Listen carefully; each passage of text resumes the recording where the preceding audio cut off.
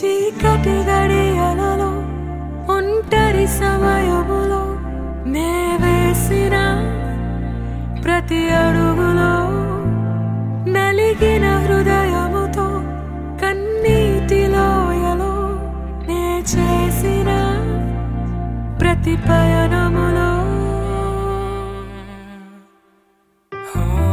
ఇమ్మానుయేలై నా తోడై ఉన్నావు. నే నడిచే మార్గములో నీడై నిలిచావు. నా భయము దిగులును తీసివేశావు. ఆ క్రిస్మస్ దినమున నన్ను తిరిగి రాసావు. ఇమ్మానుయేలై నా తోడై ఉన్నావు. నే నడిచే మార్గంలో నీడై నిలిచావు. నా భయము దిగులును తీసివేశావు. ఆ క్రిస్మస్ దినమున నన్ను తిరిగి రాసావు.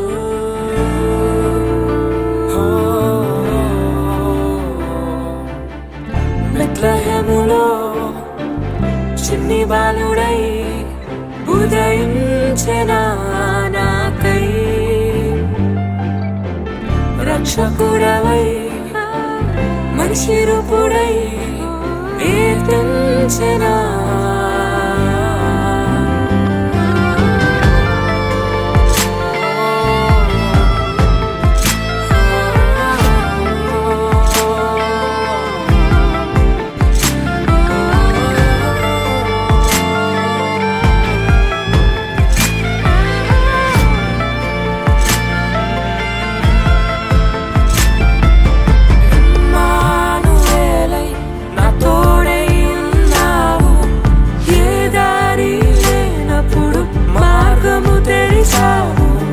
నా భయము దిగులును తీసివేశావు. ఆ క్రిస్మస్ దినమున నన్ను తిరిగి రాసావు.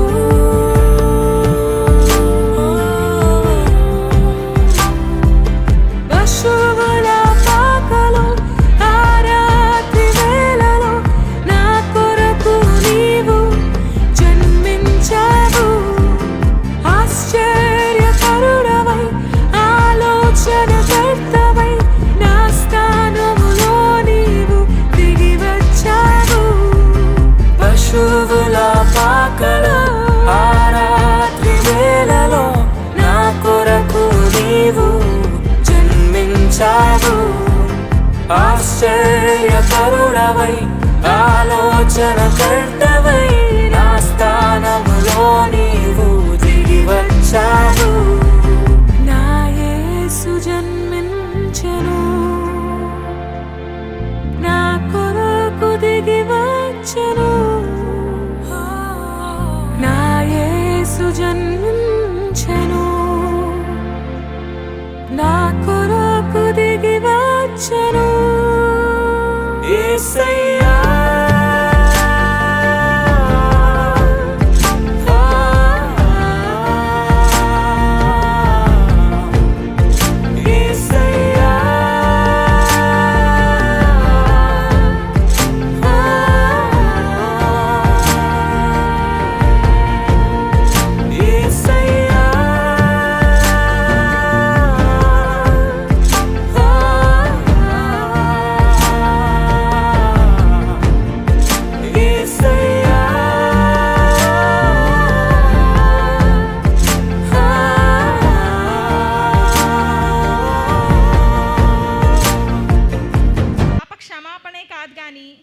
మన పాపాల నుంచి దేవుడు విడిపించగలిగే శక్తి కలిగిన వాడు.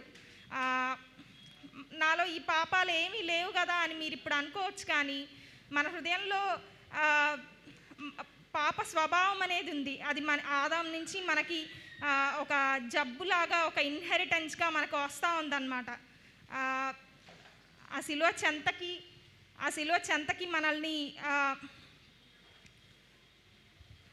చెంతకి మనం చేరే వరకు కూడా, ఆ శిలువ యొద్ద మన జీవితాన్ని ఆ ప్రభువుకి ఇచ్చే వరకు కూడా ఆ పాప బంధకంలో మనం ఉంటాం. ఇక్కడ చూసాం కదా, ఆ బంధకాల నుంచి అట్లా విడిపింపబడ్డారు. ఆ సువార్త చెప్పడం ద్వారా, ఆ శిలువ వైపు వాళ్ళు చూడడం ద్వారా వాళ్ళ ఆ బంధకాలు అనేవి విడిపింపబడి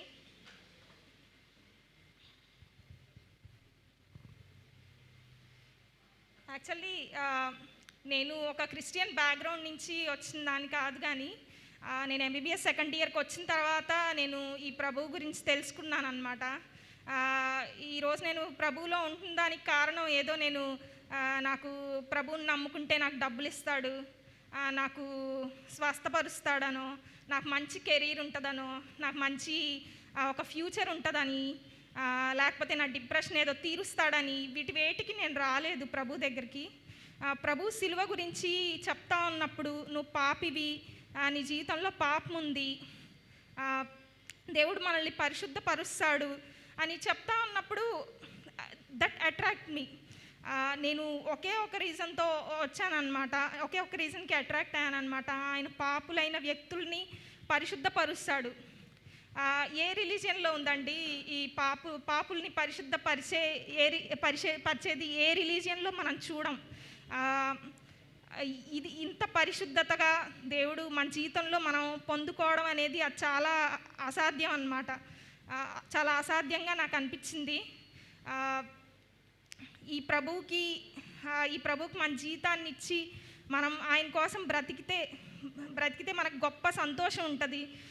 మనం కాలేజ్లో ఉన్నప్పుడు మనకి ఈ సంతోషం అంటే ఏముంటుందండి, ఏదో కొన్ని థ్రిల్స్, అప్పటికప్పుడు కొన్ని రిలేషన్షిప్స్ వల్ల థ్రిల్ పొందడం అవ్వచ్చు, లేకపోతే కొన్ని మార్క్స్ వచ్చినప్పుడు సంతోషించడం అవ్వచ్చు, ఇవన్నీయే కదా.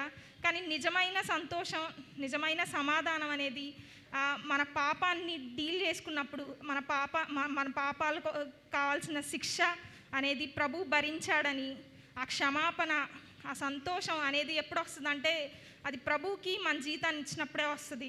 ఈ పాపం గురించి మరింత స్పష్టంగా మనం తెలుసుకుందాం. Now I invite doctor Rakshit, district TB control officer working in Katuri medical college. ఈ పాపం గురించి ఇంకా డీటెయిల్గా మనం చూద్దాం. ప్రతి ఏరియా, మన లైఫ్లో ప్రతి ఏరియాలో కూడా యేసుక్రీస్తు గురించినటువంటి ఇన్ఫర్మేషన్ పనిచేస్తూ ఉంటుంది. మన హృదయాలలో అది పనిచేస్తూ ఉంటుంది. ఫర్ ఎగ్జాంపుల్, ఈరోజు మనం ఎందుకు కూడుకున్నాము అని అంటే క్రిస్మస్ అనేటువంటి అకేషన్లో మనం కూడుకున్నాం కదా. బయట లైట్లు వేయొచ్చు కదా, అయిపోయింది కదా మళ్ళా. సో క్రిస్మస్ అనేటువంటి అకేషన్ కోసం కూడుకున్నాం. సో యేసుక్రీస్తు యొక్క పుట్టుక, the birth of Jesus Christ, even the birth of Jesus Christ is very, even knowing about the birth of Jesus Christ is very useful for our lifes. మన హృదయాలను తాకేటువంటి విషయము ఆయన పుట్టుకలో కూడా ఉంది అని మనం చెప్పచ్చు. ఈవెన్ ఆయన పుట్టుక కూడా ఉంది, హృదయాన్ని తాకేటువంటి విషయాలు. సరే, యేసుక్రీస్తు జన్మించినటువంటి ఆ సందర్భాన్ని గనక, ఆ డేట్కి మనం గనక టైంలో ట్రావెల్ చేసుకొని వెళ్తే, ఇప్పుడు ఉన్నట్లుగా ఆర్భాటంగా, సంతోషంగా, మంచి వస్త్రాలు, రకరకాల డెకరేషన్స్, క్రిస్మస్ ట్రీలు, అవి ఇవి, షాపింగు, ఇంత సందడిగా సంతోషకరమైన వాతావరణం అక్కడ లేదు. తెలుసా మీకు ఆ విషయం? యేసుక్రీస్తు ఎక్కడైతే జన్మించాడో, ఏ ప్రాంతంలో అయితే జన్మించాడో, ఆ ప్రాంతం అంతటా కూడా ఆయన జన్మించినటువంటి ఆ దినాల్లో, ఆ సమయంలో భయంకరమైనటువంటి అంగలార్పు, భయంకరమైనటువంటి వేదన, ఆవేదన, ఏడ్పు. అనేకమైన తల్లులు వారి రొమ్ములు బాదుకొని, వారి చిన్న బిడ్డలు వారి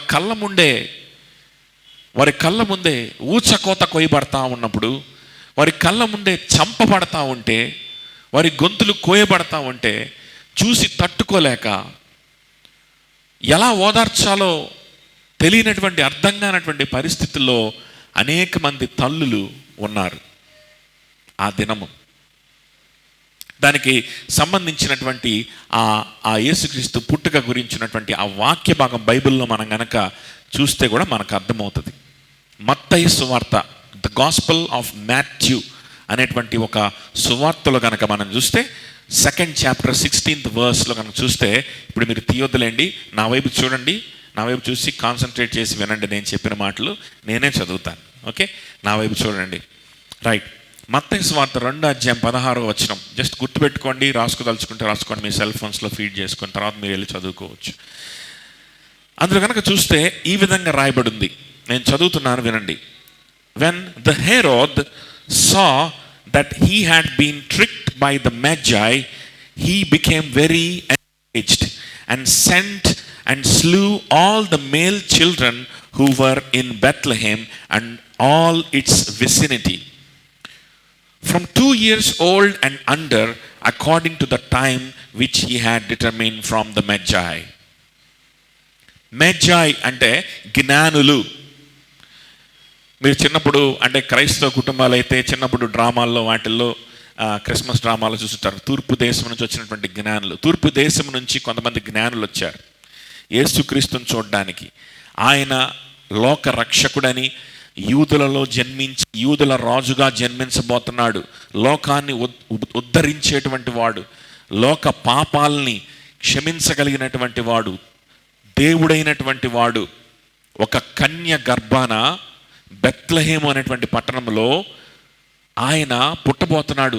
ఎలా పుట్టబోతున్నాడు అంటే యూదులకు రాజుగా పుట్టబోతున్నాడు అనేటువంటి విషయం ఎలాగనో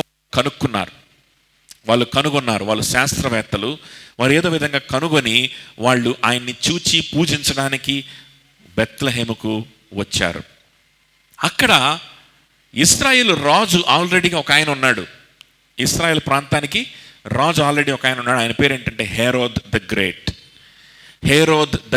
హేరోద్ మహారాజు అనేటువంటి ఒక వ్యక్తి ఆల్రెడీగా ఇశ్రాయేలుకు రాజుగా ఉంటే వీళ్ళు వచ్చి ఏమడుగుతున్నారంటే యూదులకు రాజు ఎక్కడా అని అడుగుతున్నారు.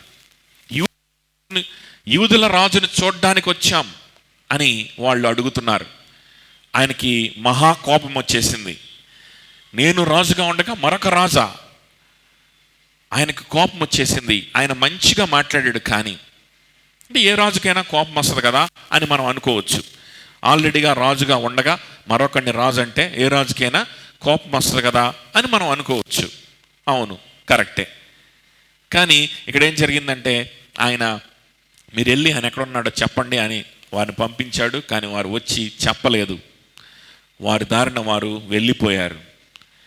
సో ఈ మెజ్జాయ్ లేకపోతే ఈ వైజ్ మెన్ లేకపోతే ఈ జ్ఞానులు ఆయనను మోసం చేశారని ఎరిగి ఆయన కోపముతో రగిలిపోయాడు. ఎవరు? హేరోద్ ద గ్రేట్, హేరోదు మహారాజు. రగిలిపోయి ఏం చేశాడంటే 2 సంవత్సరాల కంటే తక్కువ వయసు కలిగినటువంటి ప్రతి మగ పిల్లవాడిని చంపమని ఆ ప్రాంతం అంతట్లో కూడా Bethlehem and all its vicinity, Bethlehem చుట్టుపట్ల ప్రాంతాలన్నిట్లో కూడా ఆ చిన్న బిడ్డల్ని చంపమని తన సైనికులు. ఆ రోజు ఏం జరిగింది అని అంటే భయంకరమైనటువంటి హాలోకాస్ట్, భయంకరమైనటువంటి ఊచకోత అక్కడ జరిగింది.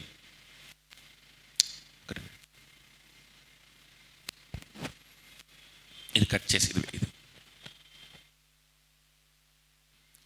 హలో చెక్ పెంచు. Hello, okay.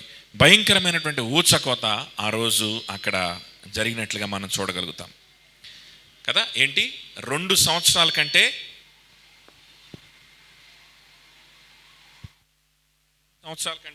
తక్కువ వయసు ఉన్నటువంటి మగ పిల్లలందరినీ కూడా చంపమని అక్కడ చెప్పడం జరిగింది. ఈ హేరోదు అసలు ఏంటి, ఈయన మెంటాలిటీ ఏంటి, ఈయన పరిస్థితి ఏంటి అని కనుక మనం గమనిస్తే ఈ హేరోదు గురించి చరిత్రలో రాయబడింది ఏంటంటే హేరోద్ ద గ్రేట్ అని రాయబడింది. ఆయనకు ఆ బిరుదు వచ్చింది. ఆ బిరుదును ఒక రకంగా చెప్పాలంటే సంపాదించుకున్నాడు. ఆయన ఏం చేసేవాడంటే తీరులైనటువంటి ఆయనకంటే తక్కువ స్థాయిలో ఉన్నటువంటి కార్మికుల దగ్గరికి వెళ్ళి ఆయన వారిని పలకరించేవాడు. వారి పన్నులు చాలా ఎక్కువగా ఉంది, కట్టలేము అని చెప్తే అవి తగ్గిస్తూ వచ్చేవాడు. ప్రజలందరికీ కూడా అందుబాటులో వారి యోగక్షేమాలు చూస్తూ వారి యొక్క సమస్యల్ని తీరుస్తూ వారికి అందుబాటులో ఉండేటువంటి రాజుగా ఉండేవాడు. చూడండి, ఆ ప్రాంతాన్ని రోమన్స్ పరిపాలన చేస్తున్నారు ఆ రోజు. అంటే మన ఇండియాని గనక బ్రిటిష్ వాళ్ళు పరిపాలన చేసినట్లు ఆ ప్రాంతాన్ని ఆ రోజు ఎవరు పరిపాలన చేస్తున్నారు? రోమన్స్ పరిపాలన చేస్తున్నారు. కానీ ఆ రోమన్స్ పరిపాలన చేస్తున్నారు. కానీ ఆ రోమియులకు ఈయన అత్యంత సన్నిహితుడుగా ఉండేవాడని చరిత్ర మనకు చెప్తుంది. రోమియులకు ఎలా ఉండేవాడు? అత్యంత సన్నిహితుడుగా, ఫ్రెండ్గా ఉండేవాడు. రోమ్లో ఉన్నటువంటి ఆ సీజర్, అప్పుడు పరిపాలన చేస్తున్నటువంటి ఆ రాజుకు కానీ, అక్కడ ఉన్నటువంటి వివిధ రకరకాల ప్రజలకు ఆయన మంచి ఫ్రెండ్గా ఉండేవాడని మనకు చరిత్ర తెలియజేస్తూ ఉంది. సో తన ప్రజల కోసం, ఇంతగా తన జాతి కోసం ఒక మంచి రాజుగా ఉన్నటువంటి వాడు కాబట్టి ఆటోమేటిక్గా ఆయనకి ఏం బిరుదు వచ్చింది? హేరోద్ ద గ్రేట్, గొప్ప రాజు అయినటువంటి హేరోదు. ఇటువంటి హేరోదు ఇంకెక్కడా లేడు. కానీ బైబిల్ గ్రంథం ఆయనలో ఉన్నటువంటి మరొక కోణాన్ని మనకు ఆవిష్కరిస్తూ ఉంది.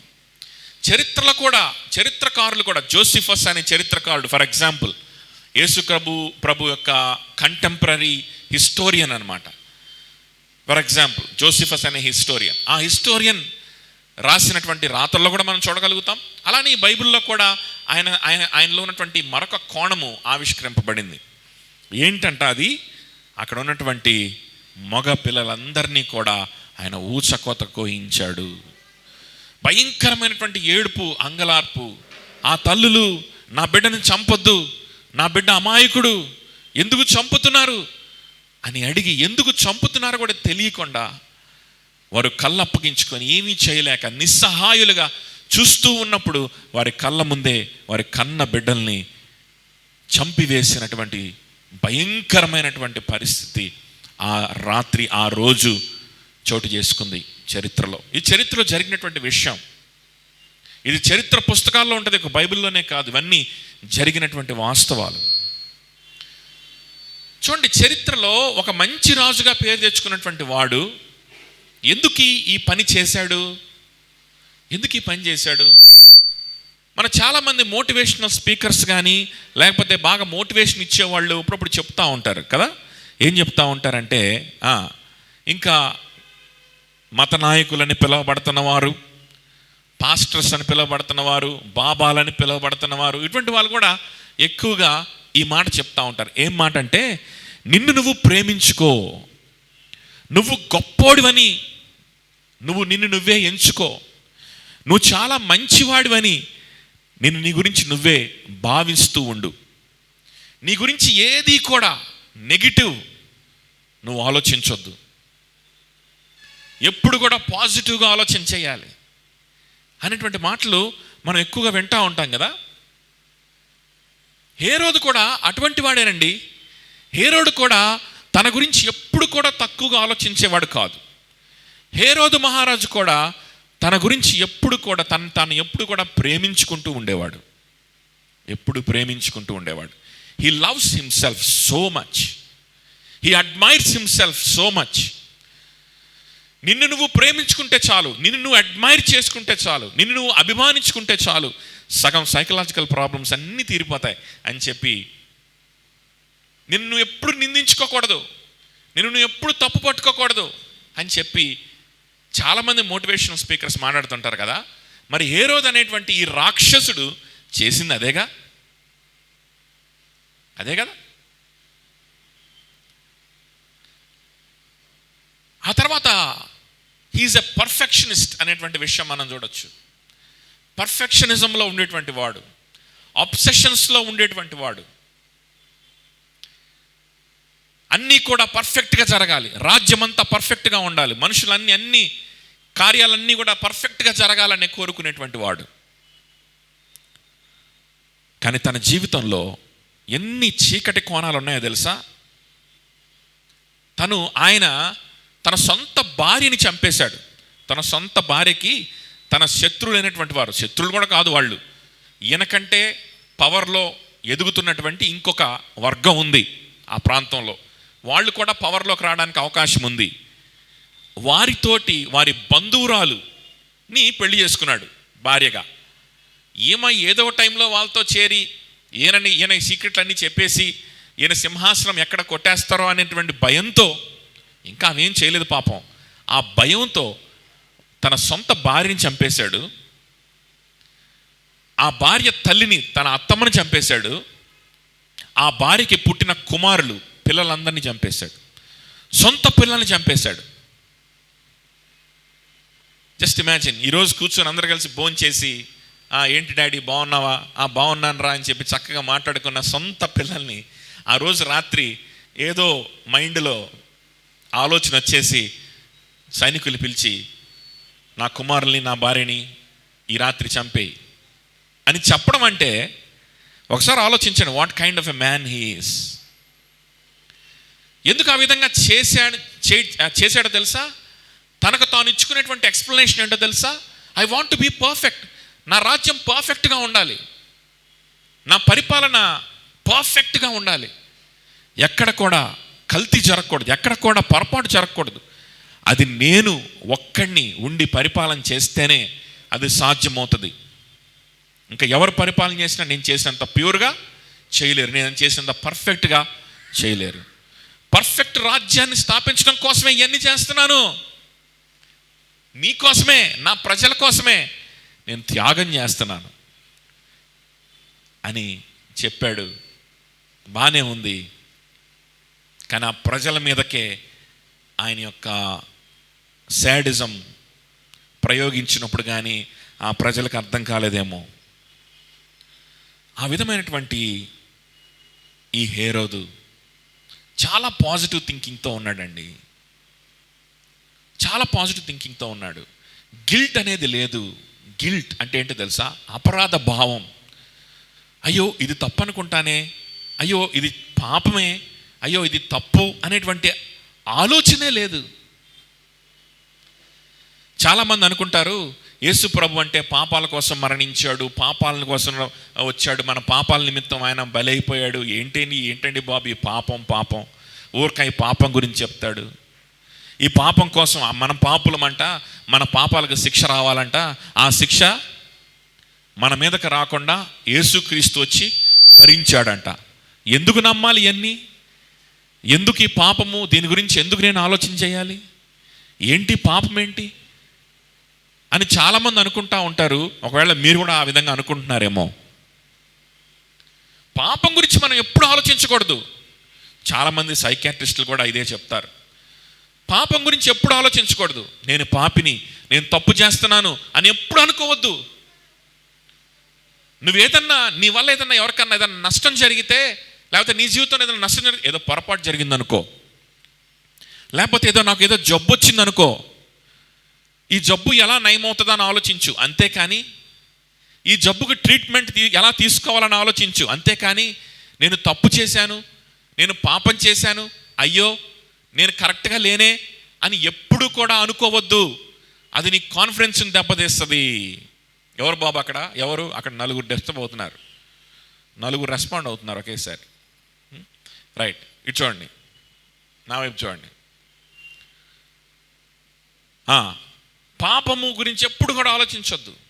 సైకాట్రిస్టులు కూడా ఇదే చెప్తారు. ఇన్ఫ్యాక్ట్ మనకు సైకాట్రిక్ పుస్తకాల్లో ఎక్కడ చూసినా సరే ఈ హేరోదు, ఫర్ ఎగ్జాంపుల్ హేరోదు లాంటి వాళ్ళ గురించి కానీ, కొంతమంది సమాజంలో ఏంటంటే సమాజానికి నష్టం కలుగజేసినటువంటి వారు, హిట్లర్ లాంటి భయంకరమైనటువంటి ఉన్మాదుల గురించి కానీ కదా, ఆడవారిని గౌరవించలేక అత్యాచారానికి పాల్పడుతున్నటువంటి, పసిపిల్లల మీద అత్యాచారానికి పాల్పడుతున్నటువంటి రాక్షసుల గురించి కానీ సైకాట్రీ పుస్తకాల్లో ఎందుకు ఇలాంటి వాళ్ళు వస్తున్నారు సమాజంలో, ఎందుకు ఈ విధంగా జరుగుతుంది సమాజంలో అని ఆలోచిస్తే, సైకాట్రీ పుస్తకాల్లో కనుక మీరు తీసి దానికి సొల్యూషన్ వెతకాలని కనుక మీరు ట్రై చేశారనుకోండి, మీకు ఏం దొరుకుద్దంటే, ఇదిగో ఇదొక పలానా డిజార్డర్, ఇదొక పలానా జబ్బు, దీనికి ట్రీట్మెంటు ఇలా చేస్తే నయం అయ్యే అవకాశం ఉంది,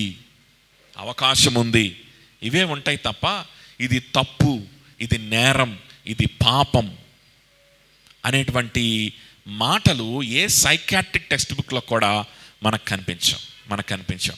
ఇన్ఫ్యాక్ట్ సైకాట్రిస్ట్ అయినటువంటి యానా రజల్ అనేటువంటి ఒక ఫేమస్ సైకాట్రిస్ట్, ఆమె ఈ విధమైన చిన్న పోయంని రచించిందనమాట. జాగ్రత్తగా వినండి. యానా రజల్ రచించినటువంటి చిన్న పోయం ఇది. సైకాట్రిస్టులు ఏ విధంగా ప్రాక్టీస్ చేస్తారు, సైకాట్రిక్ ప్రాక్టీసెస్ ఎలా ఉంటాయి అని వివరించేటువంటి ఒక చిన్న పోయం అన్నమాట ఇది. చూడండి. రైట్, నా వైపు చూడండి. ఆమె రాసినటువంటి poem. I went to my psychiatrist to be psychoanalyzed to find out why I killed the cat and blacked my husband's eye. ఒక సైకాట్రిస్ట్ దగ్గరికి వెళ్ళిందంట సైకో అనాలిసిస్ కోసం. ఎందుకని వెళ్ళింది? తను పెంచుకున్నటువంటి పిల్లిని హఠాత్తుగా ఉన్నటువంటి చంపి పారేసింది. ఇంకోటి ఏం చేసిందంటే తన భర్త యొక్క కంటిని నల్లగా అయ్యేలాగా ఒక్క గుద్దింది. ఎందుకు ఇలా చేశానో ఆమెకు అర్థం కాల. సైకాట్రిస్ట్ దగ్గరికి వెళ్దాం, నాకు ఏదో ప్రాబ్లం ఉన్నది, పాపం నేను సైకాట్రిక్ ప్రాబ్లం ఉండడం వల్ల ఇలా చేశాను, లేకపోతే చేసేదాన్ని కాదు, ఏం ప్రాబ్లమో తెలుసుకొని మంది ఏమన్నా ఉంటుందేమో అడుగుదామని చెప్పి సైకాట్రిస్ట్ దగ్గరికి వెళ్ళింది. He laid me on a downy couch to see what he could find. And here's what he dredged up from my subconscious mind. When I was 1, my mommy hid my dolly in a trunk. And so it follows naturally that I am always drunk. When I was 2, I saw my father kiss the maid one day. And that is why I suffer from kleptomania. At 3, I had a feeling of ambivalence towards my brothers. And so it follows naturally I poisoned all my lovers. But I'm happy now. I have learned the lessons this has taught. Everything I do that's wrong is someone else's fault. అర్థమైందా? ఏంటంట, మూడు సంవత్సరాల వయసు ఉన్నప్పుడు అన్నదమ్ములతో ఏదో గొడవైందంట. అందుకని ఇప్పుడు దాకా తను ప్రేమించినటువంటి ఆమె యొక్క లవర్స్ అందరికీ కూడా విషమిచ్చి చంపేసిందంట. 3 సంవత్సరాల వయసు ఉన్నప్పుడు అన్నదమ్ములతోటి గొడవ పడ్డానికను ఆమె ప్రేమించిన వాళ్ళందరినీ విషమించి చంపడానికి ఏమన్నా సంబంధం ఉందా? కానీ సైకియాట్రిస్టు ఆ విధంగా దాన్ని బయటికి తీసుకొచ్చాడంట. ఆ విధంగా ఆమెకు అర్థమైందంట, దీనివల్ల నేను ఇలా చేశాను, నేను ఇలా మారిపోయాను అని అర్థమైపోయిందంట. అందుకని అంటుంది, but I'm happy now I have learned the lessons this has taught. Everything I do that's wrong is someone else's fault. నా జీవితంలో జరిగినటువంటి ప్రతి తప్పు కూడా అది నా తప్పు కాదు, ఎవడో ఎప్పుడో చేసినటువంటి తప్పు. కాబట్టి నాకు కేవలం ఒక సైకాట్రిక్ ప్రాబ్లం ఉందంతే, నేను తప్పు చేయట్లేదు. నాకు కేవలం ఒక సైకాట్రిక్ ట్రీట్మెంట్ కావాలి అంతే. నాకు ట్రీట్మెంట్ ఇవ్వండి, నా మీద జాలి చూపించండి, అంతేకాని నేను తప్పు చేశానని మాత్రం ఎవరు అనడానికి వీల్లేదు. నేను కూడా అనుకోను, నేను పాపిని అని అసలుకే అనుకోను. ఇది కదా మన యాటిట్యూడ్. ఇదే యాటిట్యూడ్ తోటి ఇప్పుడు నాకు చెప్పండి, నాకు మాట ఆలోచించి చెప్పండి, ఇదే యాటిట్యూడ్ తోటి ఆమె ఇంటికి వెళ్ళి ఏం చేస్తుంది? మంచి యాటిట్యూడ్ వచ్చింది, మంచి పాజిటివ్ థింకింగ్ వచ్చింది, ఆమె గురించి ఆమె తప్పుగా అనుకోవట్లా, అంతా మంచిగా అనుకుంటుంది, పాజిటివ్ థింకింగ్లో ఉంది. ఇప్పుడు ఇంటికి వెళ్ళి ఏం చేస్తుంది? ఇంకో పిల్లుంటే దాన్ని కూడా చంపుద్ది, వాళ్ళ ఆయన రెండో కన్ను కూడా వాసిపోయేలా కొట్టుద్ది, అవసరమైతే వాళ్ళ ఆయన కూడా విషమిచ్చి చంపడానికి ఏమాత్రం కూడా వెనుకాడదు. పాజిటివ్ థింకింగ్ తోటి ఆమె చేసే పని అది.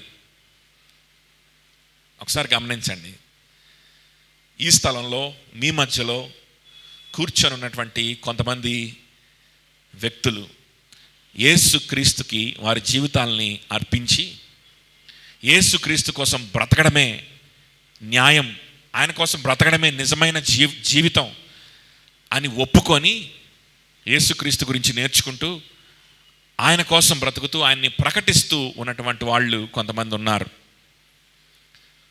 వారు విశ్వసించారు. ఏం విశ్వసించారంటే, నేను పాపిని, యేసుక్రీస్తు అనే ఆయన సృష్టికర్త అయినటువంటి దేవుడు, సర్వాధికారి, కానీ మానవుడి రూపంలో, ఇందాక మనం చూసాం కదా స్కిట్లో, ఆ షాడో ప్లేలో చూసాం కదా, మానవ రూపంలో పశువుల పాకలో దీనమైనటువంటి స్థితిలో ఆయన నా కోసం జన్మించాడు, నా పాపానికి రావాల్సిన శిక్షని ఆయన శరీరంలో వేసుకొని నాకు బదులుగా ఆయన మరణించాడని నమ్మినటువంటి వాళ్ళు కొంతమంది ఇక్కడ ఉన్నారు. అలా నమ్మడం వల్ల ఏం జరుగుతుంది? ఫస్ట్ స్టెప్ అలా నమ్మడం వల్ల, అలాంటి ఫెయిత్ని కలిగి ఉండడంలో ఫస్ట్ స్టెప్పే ఏంటి అని అంటే, నేను పాపిని అని ఒప్పుకోవడం. ఐ యామ్ ఎ సిన్నర్ అని ఒప్పుకోవడం. నాలో పాపం ఉంది, ఆ పాపానికి శిక్ష ఉంది, ఆ పాపానికి శిక్ష చాలా ఘోరమైనది అని ఒప్పుకోవడం. అప్పుడు next part of the faith అనమాట. అదేంటి అని అంటే, ఆ పాపానికి రావాల్సిన శిక్ష, భయంకరమైన శిక్ష నా మీదకి రానివ్వకుండా నాకు బదులుగా యేసు క్రీస్తు సిలువలో పొందుకున్నాడు, సిలువలో అనుభవించాడు. ఆ వేదనని, అవమానాన్నంతా ఆయన అనుభవించి మరణించాడు. మరణించి తిరిగి 3వ దినాన తిరిగి లేచాడు. ఎందుకంటే ఆయన ఏ పాపము లేనివాడు, ఆయన ఏ పాపము లేనివాడు. ఆయన సిలువలో అనుభవించిన ఆ శిక్ష అంతా కూడా, ఆ వేదనంతా కూడా నా పాపానికి రావాల్సిన వేదన, నా పాపానికి రావాల్సిన శిక్ష. This is faith.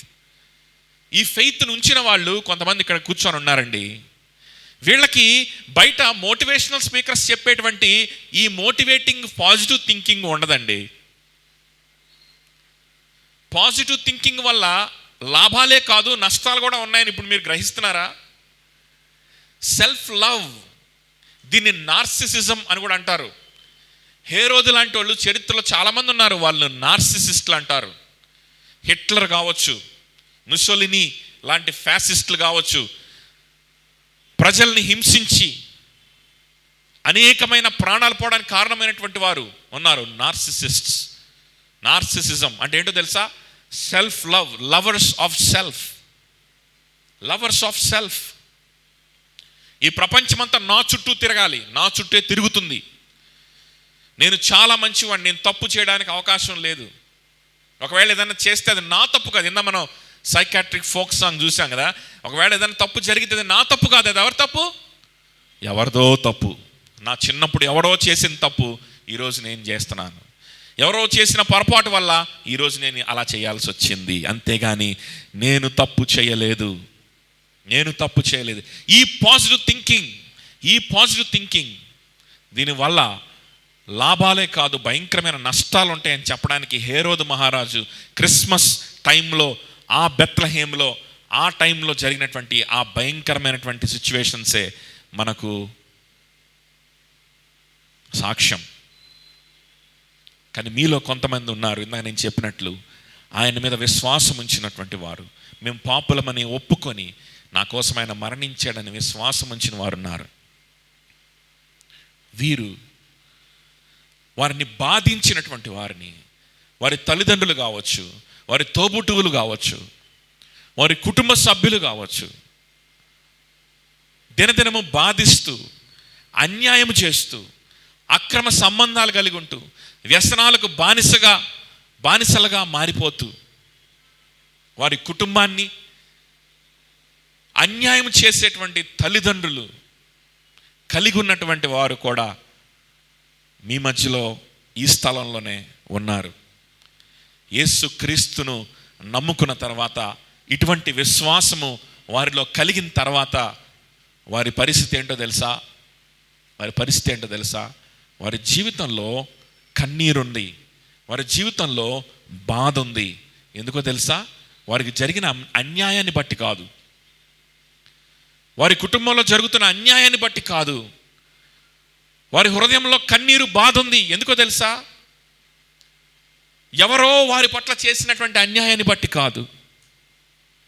ఎవరైతే వారికి అన్యాయం చేశారో, ఏ తండ్రి అయితే, ఏ తల్లి అయితే, ఏ బంధువులైతే వారికి అన్యాయం చేస్తున్నారో, వారిని ప్రేమించలేకపోతున్నామే అనేటువంటి బాధ, వారి పట్ల ద్వేషం కలుగుతుంది అనేటువంటి పశ్చాత్తాపం, భయం.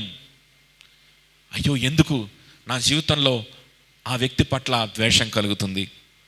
నాకు అన్యాయం చేశాడు సరే, నాకు ద్రోహం చేశాడు సరే, కానీ ఎందుకు ఆ వ్యక్తి పట్ల నాకు ద్వేషం కలుగుతుంది? ఎందుకు నా తండ్రి పట్ల నాకు ద్వేషం కలుగుతుంది? ఎందుకు నా తల్లి పట్ల ద్వేషం కలుగుతుంది? ఎంత అన్యాయం చేసినా నేను వారిని ప్రేమించాలి. యేసుక్రీస్తు పొందినటువంటి సిలువ మరణం కంటే నాకు కలుగుతున్నటువంటి ఈ వేదన పెద్ద విషయమేం కాదు కదా. నాకు కలుగుతున్న ఈ అన్యాయం పెద్ద విషయం కాదు. ఏ పాపము లేకుండా జీవించిన వాడు, ఏ పాపము లేకుండా, ఒక్క పాపము కూడా, తలంపుల్లో కూడా పాపము లేకుండా పరిశుద్ధుడైనటువంటి దేవుడు ఆయన. సృష్టికర్త మనిషిగా ఉండి పాపము లేని మనిషిగా బ్రతికితే ఆయన మీద అన్యాయపు తీర్పుని తీర్చి, ఆయన చెయ్యని నేరానికి ఆయనను సిలువ వేసి, అవమానించి, ఉమ్మివేసి, వేదన పాలు చేసి, భయంకరమైనటువంటి టార్చర్ పెట్టి చంపారు. దీనికంటే అన్యాయం నా జీవితంలో జరిగిందా? దీనికంటే అన్యాయం ఎవరి జీవితంలో జరుగుద్ది? ఎక్కడ జరుగుద్ది? ఎక్కడ జరగదే. ఇంతకంటే అన్యాయం ఎక్కడా ఉండదే. ఆయన ఆ వేదన పొందింది, ఆ అన్యాయాన్ని భరించింది, నా మీదకి రావాల్సినటువంటి శిక్ష భరించడానికి. ఆ అన్యాయం నా మీదకి న్యాయంగా రావాలి. నేను చేసిన పాపాన్ని బట్టి ఆ అన్యాయం నా మీదకి రావాలి, కానీ ఆయన తీసుకున్నాడు కదా అని చెప్పి నా కోసం అంత వేదన భరించి, నా పాపాన్ని క్షమించి నన్ను పరిశుద్ధంగా మార్చాలని నా యేసయ్య ఇష్టపడితే నేనెందుకు ప్రేమించలేకపోతున్నానని పశ్చాత్తాపడేటువంటి వ్యక్తులు ఈ స్థలంలోనే, మీ మధ్యలోనే ఉన్నారు. దీన్ని ఏ థింకింగ్ అంటారు చెప్పండి? దీన్ని ఏ పాజిటివ్ థింకింగ్ అంటారు? దీన్ని ఏ సైకాలజీ అంటారు? ఈరోజు ఎక్కడ చూసుకున్నా, యూట్యూబ్లో చూసిన పాస్టర్లు, చర్చిలు, ఎక్కడ చూసుకున్నా పాజిటివ్ థింకింగ్. నువ్వంతా మంచిదాని, నువ్వంతా మంచోడు అనుకో, దేవుడు నీ పక్షాన ఉన్నాడు అనుకో. ఎలా అనుకుంటావు? ఈ పాజిటివ్ థింకింగ్లో ఉంటే జరిగేది నష్టమా లేకపోతే లాభమా? ఒకసారి ఆలోచించేయండి. మా ఒక్క 10 minutesలో అయిపోద్ది. నా వైపు please concentrate. 10 minutes, just 10 minutes. దీని ఏ థింకింగ్ అంటారు? పోనీ ఇది పాజిటివ్ థింకింగ్ కాదు, దీనివల్ల వచ్చేది నష్టమా లాభమా? అయ్యో నేను ప్రేమించలేకపోతున్నాను, అయ్యో నేను కరుణించలేకపోతున్నాను అని దుఃఖపడ్డం పాజిటివ్ థింకింగ్ అయితే కాదు. నా పాపం వల్ల, నా బలహీనత వల్ల నేను ఇట్లా చేస్తున్నాను. ఇదిగో ఎగ్జాక్ట్గా ఈ బలహీనత కోసమే యేసయ్య సిలువలో మరణించాడు. ఇది ఏ పాజిటివ్ థింకింగ్? ఇది ఏం పాజిటివ్ థింకింగ్? దీన్ని ఏమంటారు? ఏ థింకింగ్ అంటారు? నేనంటాను దీన్ని గాస్పల్ థింకింగ్ అంటారు, దీన్ని న్యూ థింకింగ్ అంటారు, గాస్పల్ థింకింగ్ అంటారు, రెన్యూడ్ మైండ్ అంటారనమాట. దీన్నే రక్షింపబడ్డం అని కూడా బైబిల్ భాషలో మనం మాట్లాడుకోవచ్చు. సరే, అయితే ఒకసారి హేరోదు గురించి చూసాము. ఇంకొక వాక్య భాగంలో లూకాసు వార్త 1:26 నుంచి నేను చదువుతున్నాను. గాస్పల్ ఆఫ్ లూక్ అని ఉంటుంది, 26th verse నుంచి చదువుతున్నాను. ఇక్కడ జరుగుతున్న సంఘటన ఒక్కసారి మీరు గమనించండి. ఇంతటితో మనం ముగించుకుందాం. జస్ట్ నాకు please pay attention, okay? In the 6th month, the angel Gabriel was sent from God to a city of Galilee named Nazareth, to a virgin betrothed to a man whose name was Joseph of the house of David, and the virgin's name was Mary. గుర్తుపెట్టుకున్నారా? పదే virgin అనేటువంటి మాట. వివాహము అవ్వలేదు, ఏ పురుషుని కూడా లైంగికంగా ఎరగనటువంటి ఒక పవిత్రమైన స్త్రీ Mary. And he came to her and said, "Greetings, O favored one, the Lord is with you." But she was greatly troubled at saying, and tried to discern what sort of greeting this might be. And the angel said to her, "Do not be afraid, Mary, for you have found favor with God." దేవుని దృష్టిలో నువ్వు కృపని పొందుకున్నావు. దేవుడు నీకు favour చేయాలనుకుంటున్నాడు అని అంటే ఏం చేయాలనుకుంటున్నాడో, నేను చేసుకోబోయే యోసేపుకు ప్రమోషన్ ఇస్తున్నాడేమో, లేకపోతే నాకు కూడా ఏదన్నా మంచి జాబ్ ఇస్తున్నాడేమో, మేమిద్దరం కలిసి పెళ్ళవబోతుంది కదా, ఉండడానికి పెద్ద ఇల్లు ఇవ్వబోతున్నాడేమో, బంగారం ఇవ్వబోతున్నాడేమో, ధనాన్ని ఇవ్వబోతున్నాడేమో అనుకుని ఉండొచ్చు కదా. మనమైతే అలాగని అనుకుంటాం సామాన్యంగా. అప్పుడు ఈ దేవదూత ఏం చెప్తుందో చూడండి. "And behold, you will conceive in your womb and bear a son, and you shall call his name Jesus. He will be great and will be called the Son of the Most High, and the Lord God will give to him the throne of his father David, and he will reign over the house of Jacob forever, and his kingdom will be of his kingdom there will be no end." అన్నాడు. అప్పుడు అప్పుడు Mary అంటుంది, and Mary said to the angel, how will this be since I am a virgin. మళ్ళా అదే మాట. ఈ passage మొత్తం మీద అదే హైలైట్ అయిన మాట. ఎందుకు? Because she is a virgin, she knew no man, she is pure. It is impossible that she could bear a child in her womb. తన గర్భంలో ఒక మగపిల్లవాడిని మొయ్యడం అనేటువంటిది అసాధ్యం. కానీ ఆ తర్వాత మహోన్నతులైన దేవుని యొక్క ఆత్మ నిన్ను కమ్ముకొని పరిశుద్ధాత్మ ద్వారా నువ్వు గర్భం ధరిస్తావు. పరిశుద్ధమైన గర్భం ఇది. పుట్టబోయేటువంటి శిశువు పరిశుద్ధుడైన దేవుడు అనే మాట ఏంజెల్ చెప్తాడు. ఏం చెప్తాడు ఏంజెల్? గమనిస్తున్నారా నా మాటలు? ఏం చెప్తాడు ఏంజెల్? పరిశుద్ధమైన ఆత్మ వల్ల పరిశుద్ధమైన గర్భాన్ని ధరిస్తున్నావు, పుట్టబోయేవాడు పరిశుద్ధుడైనటువంటి దేవుడు అనేటువంటి మాట ఏంజెల్ అక్కడ చెప్తా ఉంటుంది అన్నమాట. గాబ్రియేలు దూత అక్కడ చెప్తా ఉంటాడు.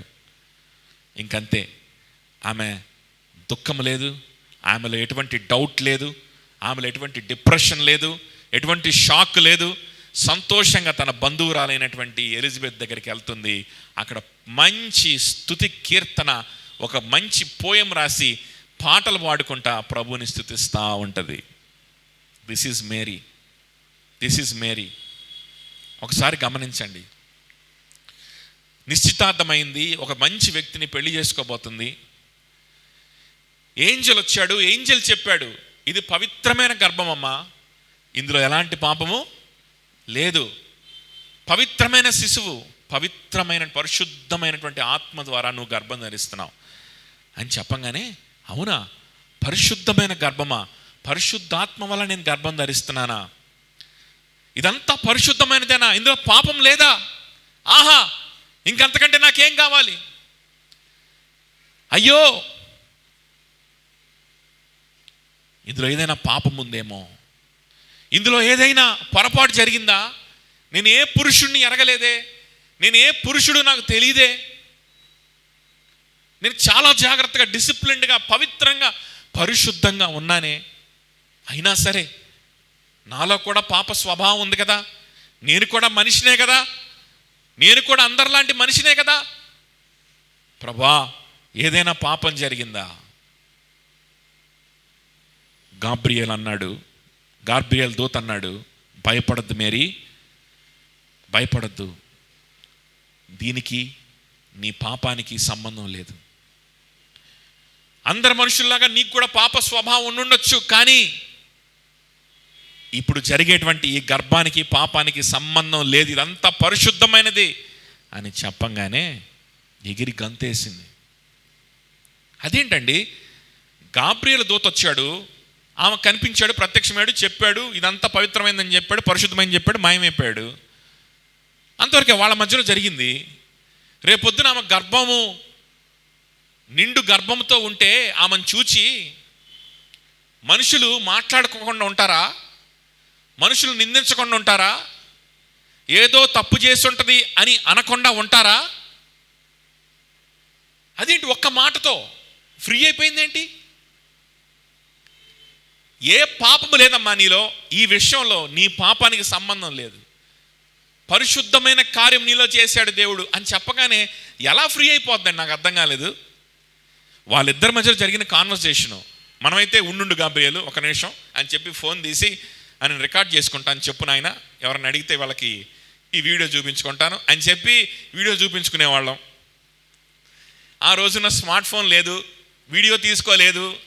గాబ్రియేల్ వచ్చాడు, నాకు ఇలా చెప్పాడు, ఇదంతా పవిత్రమైనదే, ఇందులో నా పాపం కానీ ఏది కానీ లేదంట, ఆహా ఎంత గొప్ప కార్యం ఇది అని చెప్తే ఎవడన్నా వింటాడా? ఎవడన్నా నమ్ముతాడా? ఆమెను దూషించకుండా వదిలిపెడతారా? కానీ ఆమె సంతోషపడింది. ఎందుకో తెలుసా? నేను పాపిని అని ఆమె గ్రహించింది. ఆమెకు ఆ విశ్వాసం ఉంది, నాలో పాపం ఉంది, నేను పాపిని, నన్ను దూషిస్తే దూషించని, నన్ను అవమానిస్తే అవమానించని, నేను పాపిని గనుక నేను దానికి అర్హురాల్ని I deserve it because I'm a sinner, కానీ నాకు కలగబోయేటువంటి గర్భము ఇది పరిశుద్ధాత్మ వల్ల కలుగుతుందంట. ఇందులో అంతా పరిశుద్ధతే ఉందంట. ఇంత గొప్ప కార్యానికి దేవుడు నన్ను ఎంచుకున్నాడంటే నాకు అంతకంటే ఇంకేం కావాలి? అందరి పాపాలని క్షమించేటువంటి ఆయనకి యేసు అని పేరు పెట్టు. ఎందుకు పేరు పెట్టమన్నాడంటే గాబ్రియల్ దూత తన ప్రజల పాపముల నుండి ఆయన రక్షిస్తాడు కనుక యేసు అని పేరు పెట్టమన్నాడు మరియకి. పాపాలను రక్షించేటువంటి దేవుడు, పాపాలని క్షమించి ఆ పాపం చేయకుండా శక్తినిచ్చేటువంటి దేవుడు నా గర్భంలో జన్మిస్తున్నాడా? ఇంత పవిత్రమైన కార్యము నా జీవితంలో, నా శరీరంలో జరుగుతుందా? I don't care what the people talk about me because I'm already a sinner. నేను ఆల్రెడీగా ఒక పాపిని. మన జీవితంలో ఇలా జరిగిందనుకోండి, ఏమంటాం? నేను చాలా పవిత్రురాల్ని, నేను చాలా పవిత్రమైన దానిని. మన గతమేంటో మన క్లాస్మేట్స్కి లేకపోతే మన ఫ్రెండ్స్కి అందరికీ తెలుసు. మనకి ఎంతమంది గర్ల్ ఫ్రెండ్స్ ఉన్నారు, ఎంతమంది బాయ్ ఫ్రెండ్స్ ఉన్నారు, ఎంతమంది వెనకాల తిరిగాం, ఎంతమందికి సైట్ కొట్టాం, అందరికీ తెలుసు. కానీ ప్రస్తుతం ఏంటంటే ఎవరు లేరు అనమాట. ఇప్పుడు గతంలో ఎప్పుడో ఉన్నారండి 10 మంది. అయితే ఏంటి, ఇప్పుడు ఎవరు లేరు కదా, నేను చాలా పవిత్రుణ్ణి. నా జీవితంలో అట్లాంటి పొరపాట్లు జరగడానికి వీల్లేదు. నన్ను ఎవరిని ఏమన్నంటే నేను తట్టుకోలేను. నేను చాలా పవిత్రాల్ని. ఏంటి, అనేకమైనటువంటి విషయాలు పెట్టుకొని, సరే వ్యభిచారం కాకపోతే కుళ్ళు, కుతంత్రం, విగ్రహారాధన, ధనాశ, ప్రేమించలేకపోవడం, ద్వేషం, మన జీవితంలో బలహీనతలు లేవా? అవన్నీ పెట్టుకొని, అవన్నీ పాపం అనే జబ్బు వల్లే మనలో కలుగుతున్నాయి అని తెలిసి కూడా ఒకవేళ ఇటువంటి సిచ్యువేషన్ నాకు వస్తే ఎట్లా కుదురుతుంది? నాకు గర్భం వస్తే అందరూ నన్ను ఏమన్నంటే నేను తట్టుకోలేను. నన్ను ఎవరన్నా ఒక మాట అంటే నేను తట్టుకోలేను. ఏంట్రా ఈ అమ్మాయి గర్భం వచ్చింది అని ఒక మాట అంటే నేను తట్టుకోలేను. మేరీ హేరోద్ అనమాట. అది ఆ క్యారెక్టర్ ఎవరిది? హేరోదుది. హేరోదు తట్టుకోలేడండి. హేరోదుకి బీభత్సమైనటువంటి పాజిటివ్ వైబ్రేషన్స్ ఉన్నాయి. ఏమున్నాయి?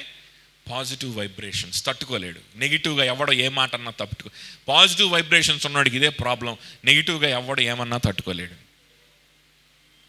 పాజిటివ్ వైబ్రేషన్స్ ఎక్కువైపోయి నన్ను అందరూ పాజిటివ్గా అనుకోవాలి, నేను ఏ తప్పు చేయలేదు, నా ఇమేజ్ డ్యామేజ్ అయిపోతే తట్టుకోలేం. మన ఇమేజ్ డ్యామేజ్ అయిపోతే అస్సలు తట్టుకోలేం. కానీ మరియా సంతోషం వచ్చేసింది మరియలోకి.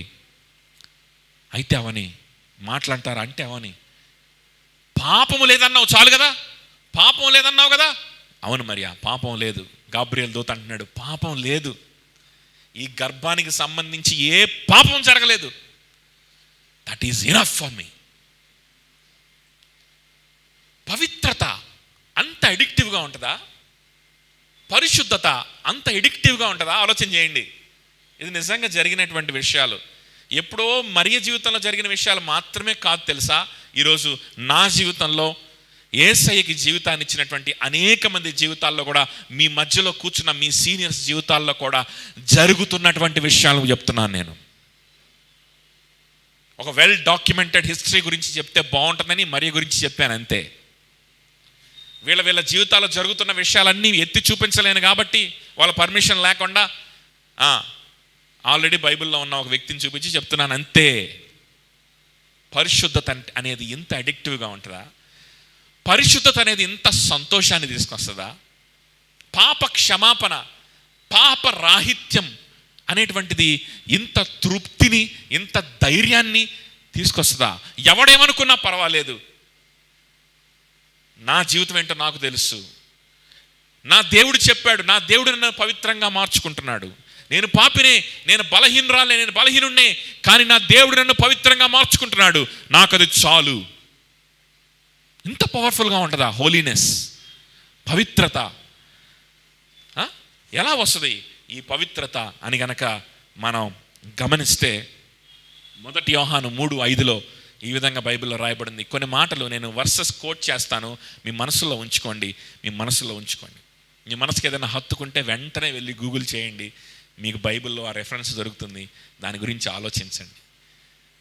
కొన్ని వర్సెస్ అనమాట, బైబిల్లో ఉన్న వర్సెస్, దేవుడు రాయించి పెట్టినటువంటి, దేవుడే స్వయంగా రాయించి పెట్టిన వర్సెస్ కొన్ని చదివి నేను ముగిస్తాను. ఈ పవిత్రత ఎలా కలుగుతుంది? 1 యోహాను 3:5 and you know that he was manifested to take away sin from the world. యోహాన్ అనే భక్తుడు అంటున్నాడు, ఆయన ఈ లోకంలో ఎందుకు ప్రత్యక్షమయ్యాడు అని అంటే నీ పాపమును తీసివేయడానికి ప్రత్యక్షమయ్యాడు అని రాస్తున్నాడు. పాపాన్ని తీసేయడానికి ప్రత్యక్షమయ్యాడంట.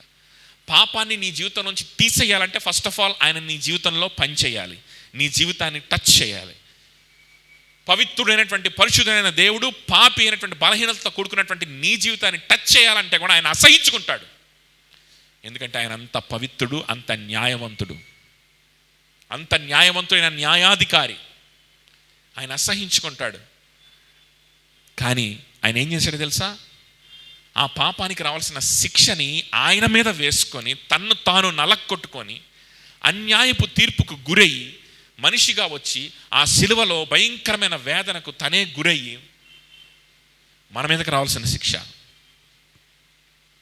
ఆయన్ని విశ్వసిస్తే, ఎస్ ఆయన నా కోసమే, నాకు బదులుగా ఆ సిలువలో మరణించాడని ఒప్పుకున్న వారి జీవితాన్ని ఆయన టచ్ చేసి వారి జీవితాల్లో ఉన్న పాపాన్ని క్షమించి, ఇంకా ఎవ్వరూ కూడా, ఏ దేవదూత కూడా, ఏ మనిషి కూడా ఇదిగో ఈ అమ్మాయి పాపి, ఇదిగో ఈ అబ్బాయి పాపి అని వేలెత్తి చూపించినా అది వ్యాలిడ్ కాదు, అది వ్యాలిడ్ కాదు. మరియలాగే మరియమ్మని ఈరోజు కొంతమంది మనలాంటి మనిషి ఆమె, కానీ కొంతమంది తెలియక దేవతగా కూడా పూజిస్తున్నారు కదా. గొప్ప వ్యక్తిగా చరిత్రలో నిలిచిపోయింది. అలా పూజించకూడదు, తప్పు. ఆమె అనుకోలేదు నేను దేవతను అనుకోవాలా. నేను దేవతను అనుకుని ఉంటే ఆమె నేను దేవతనే, నేనేంటి గర్భం ధరించడం, పిచ్చా చేదల్సమా, చెప్తే అందరికీ చెప్పు, చెప్తే అందరికీ చెప్పు, నా ఒక్కదానికి వచ్చి చెప్తే నన్ను అందరూ రేపొద్దున బ్యాడ్గా అనుకోరు, నన్ను ఎలా పూజిస్తారు అనేది. కానీ ఆమెను ఎప్పుడు ఆమె దేవతగా భావించలేదు. ఒక పాపిగా, ఒక బలహీనమైనటువంటి మనలాంటి మనిషిగానే భావించింది. భయంకరమైన పాజిటివ్ వైబ్రేషన్స్ ఆమెకు లేవు, ఆమెకు లేవు. కాబట్టి యేసుక్రీస్తు ఆయనని అంగీకరించిన వారి జీవితంలోకి వచ్చి ఆయన పాపాన్ని క్షమించి ఇంకెవ్వరు కూడా వేలెత్తి చూపించకుండా, ఎవరు వేలెత్తి చూపించినా కూడా మనకది వ్యాలిడ్గా అనిపించదు అన్నమాట, ఉపయోగం లేదు. దేవుడే నువ్వు నీతిమంతురాలివి అని తీర్పు తీరిస్తే, నువ్వు నీతిమంతుడివి అని తీర్పు తీరిస్తే ఇంకెవరు వేలెత్తి చూపిస్తారు మన మీదకి? నీ పాపాలు నేను క్షమించాను, ఈ రోజు నుంచి నువ్వు నీతిమంతురాలు. నేను ఎట్లా నీతిమంతురాలను అవుతాను ప్రభా? నేను ఎట్లా నీతిమంతుడు అవుతాను ప్రభా? నేను ఎట్లా అవుతాను? నా చరిత్ర అంతా కూడా చాలా చండాలంగా ఉందే. నీ చరిత్ర చండాలంగానే ఉంటుంది, కానీ నా చరిత్ర పవిత్రమైంది కదా, నాకు నీతి ఉంది కదా, ఆ నీతి నీ మీదకి కప్పుతాను. దీన్ని ఇంప్యూటెడ్ రైచియస్నెస్ అంటారు. ఎక్కడైనా ఉంటుందండి ఇది? నీకు బదులుగా ఒక వ్యక్తి మంచి పనులు చేసి సమాజంలో మంచి పేరు తెచ్చుకొని, మంచి పవిత్రుడు, నీతిమంతుడు అనే పేరు తెచ్చుకొని, ఆ పేరంతా నీకు ఇచ్చేసి, ఆ ఘనతంతా నీకు ఇచ్చేసి, ఆయన నీకు బదులుగా ఒక ద్రోషిగా ఉరికమ్మం ఎక్కుతాడా? నువ్వు చేసిన పాపాలన్నీ ఆయన మీద వేసుకొని తన ఇమేజ్ అంతా పోగొట్టుకొని తన ఇమేజ్ అంతా నీకు ఇస్తాడా? ఎవరన్నా చేస్తారండి? ఎవరన్నా చేస్తారా? కానీ యేసయ్య పాపుల నిమిత్తం చేశాడు. ఎవరైతే ఆయన మీద విశ్వసిస్తున్నారో, ఎవరైతే ఆయన మీద ఇది సత్యమని ఒప్పుకోగలుగుతారో, ఆయన కోసం నేను బ్రతుకుతానని జీవితాన్ని ఆయనకి ఇవ్వడానికి ఇష్టపడతారో, వారి జీవితాలు ఆయన చేస్తాడంట. అంత మాత్రమే కాదు వారి జీవితాల్లో మరలా పాపం జరగకుండా వారిని పరిశుద్ధత వైపు నడిపిస్తాడు. వారికి ఇటువంటి వారు కేరింతలు కొడుతూ పాజిటివ్ ఎనర్జీతో ఉండరు. వారి జీవితాలు ఏదైనా పాపం ఉందేమో పరిశీలించుకుంటూ, పశ్చాత్తాపడుతూ, దుఃఖపడుతూ, ప్రభా పరిశుద్ధపరచయ్యా అని ప్రభువుని అడుగుతూ ఉంటారు. ఆ ప్రభువు వారికి ఉత్తరమిస్తూ ఉంటాడు, పరిశుద్ధపరుస్తూ ఉంటాడు, దినదినము వారిని ఆయన స్వరూపంలోకి మార్చుకుంటూ ఉంటాడు. అలానే 1 యోహాను 1:7 but if we walk in the light as He is in the light. We have fellowship with one another, and the blood of Jesus Christ, his Son, cleanses us from all sin. కేవలం క్షమించడం మాత్రమే కాదంట, ప్రతి పాపము నుండి మనల్ని ఏం చేస్తాడంట? ఆయన శిలువలో మరణించిన ఆయన రక్తము కడిగి వేస్తాడంట. రోమిలకు రాసిన పత్రిక 6:18, and having been set free from sin you became slaves of righteousness. పాపము బంధకము నుండి నువ్వు ఫ్రీ చేయబడింది. ఆ బంధకాలు తెంపేస్తాడంట, మనల్ని నీతికి దాసులుగా మారుస్తాడంట. దేనికి దాసులుగా మారుస్తాడు? నీతికి. పాపం చేయకుండా ఉండలేకపోతున్నాను, పాపపు ఆలోచనలు చేయకుండా ఉండలేకపోతున్నాననే స్థితిలో నుంచి మనల్ని నీతికి బానిసలుగా, నీతికి దాసులుగా మనల్ని మారుస్తాడంట. రోమిలకు రాసిన పత్రిక 6:23 కనుక చూస్తే, for the wages of sin is death, but the gift of God is eternal life in Christ Jesus our Lord. ఆ పాపానికి వచ్చే జీతము మరణమే, కానీ ఉచితంగా యేసు క్రీస్తు ద్వారా నిత్య జీవము, మనల్ని క్షమించి మనల్ని దినదినము పవిత్రులుగా మార్చుకుంటూ ఒక దినాన ఆయన తిరిగి వస్తాడు. మనం మరణించినా సరే మనల్ని తిరిగి లేపి సజీవులుగా చేసి నిత్యమైన ఆయన రాజ్యములోకి, తరతరములు ఉండేటువంటి నిత్యమైన జీవితంలోకి. మన జీవితం ఇంతటితో అయిపోదండి. యేసు క్రీస్తుని అంగీకరించి ఆయన కోసం బ్రతికే వారి జీవితం మరణంతో ఆగిపోదు, నిత్య జీవంలోకి ఆయన తీసుకెళ్తాడు. 1 Peter 2:24, who himself bore our sins in his own body on the tree, that we, having died to sins, might live for righteousness, by whose stripes you were healed. ఆయన చెట్టుకు, లేకపోతే ఆయన శిలువకు ఆయన మరణించాడంట, అవమానించబడ్డాడు, ఆయన రక్తం కార్చబడింది, ఆయన వీపు మీద కొరడా దెబ్బలు పడ్డాయి. ఆ పడినటువంటి ఆ గాయాల చేత మనకు స్వస్థత ఉంది. దీన్ని కొంతమంది పరిపక్వత లేనటువంటి బోధకులు రోగము నుంచి స్వస్థతనో, కరోనా నుంచి స్వస్థతనో చెప్తారు, కానీ కాదు.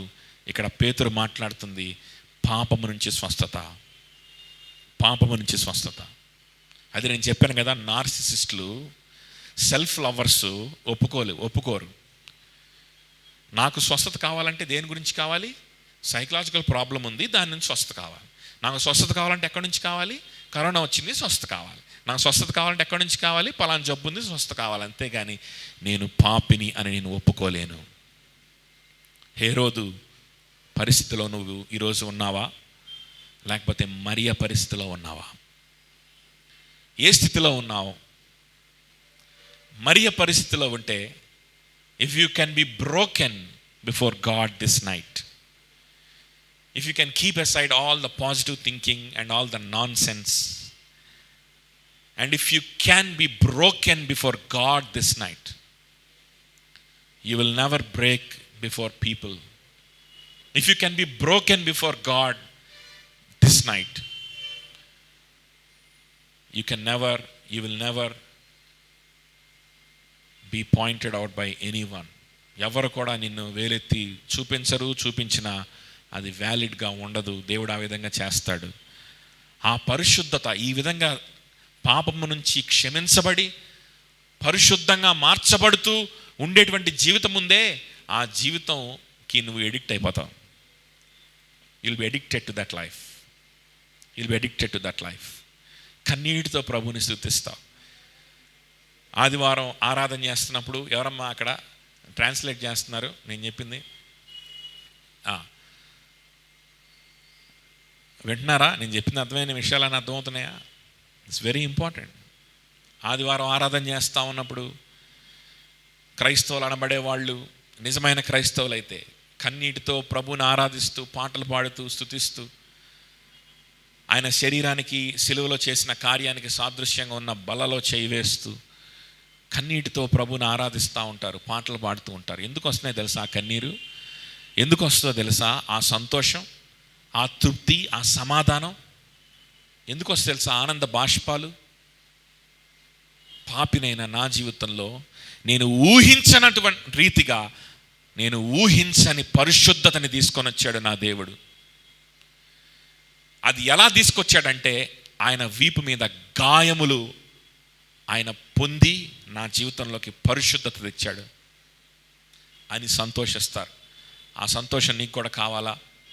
You will be addicted really to this wonderful joy, the joy of forgiveness, the joy of being made holy day by day. And it is only possible through the cross of Jesus Christ. ఆ యేసయ్యని ఈరోజు నమ్మండి. ఆయన నా కోసం వచ్చాడని, ఆయన కోసం నేను బ్రతుకుతానని జీవితాన్ని ఆయనకి ఇవ్వండి. Thank you very much for listening.